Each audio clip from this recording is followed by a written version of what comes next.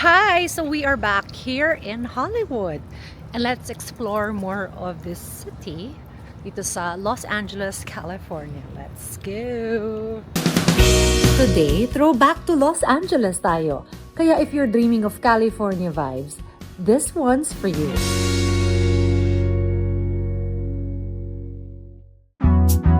Another day, another gala. First stop, Starbucks sa Hollywood. Pero hindi to yung typical Starbucks kasi walang tables and chairs. Yung Starbucks dito walang upuan. Ayaw po nila magpatambay. Bawal mag-aral. Yes, hindi pwede sa atin to na ginagawang second home ang cafe. From there, diretso kami sa Santa Monica Yacht Harbor. And guys, ang ganda, promise. Ang sarap maglakad-lakad dito at sobrang chill ng vibe. Kahit terik na terik yung araw, presko pa rin ang hangin.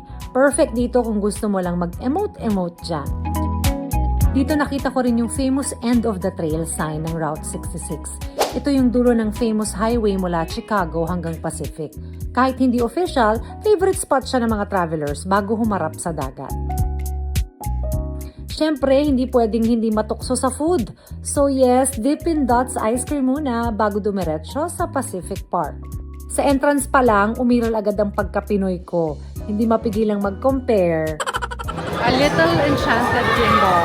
What? Pero exciting, may rides, mini games. Kahit hindi kami sumakay, just being here is already an experience. And of course, we took time to just enjoy the view at the beach.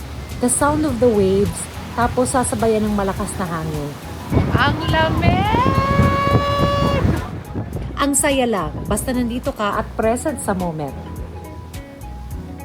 At dahil gutom na ang person, we tried oysters and lobster at the Albright. Gutom na gutom. Oh wow. Sobrang worth it.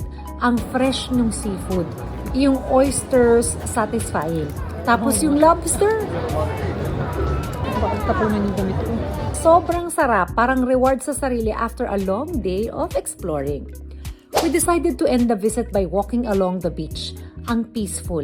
Ito yung moment na gusto mong i-freeze, yung tipong ayaw mo pang umuwi. Laki nito!